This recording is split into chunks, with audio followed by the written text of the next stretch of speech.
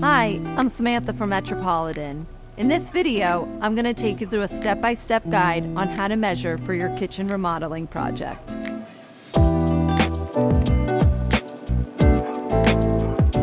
Step 1. On a piece of paper, make a simple rough drawing of the kitchen.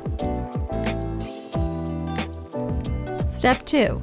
Measure the full length of each wall in inches.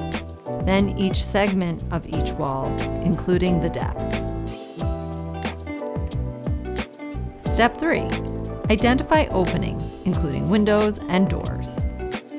Measure each opening from casing to casing.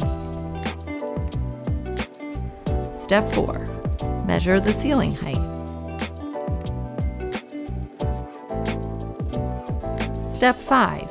Mark current placement of appliances and plumbing, including sinks. These measurements are ideal for a kitchen remodeling project. If you're working on a new construction project, we advise you to talk to your contracting team first. To discuss your next project, you can call us at 781-949-8900 or visit us on our website at metcabinet.com.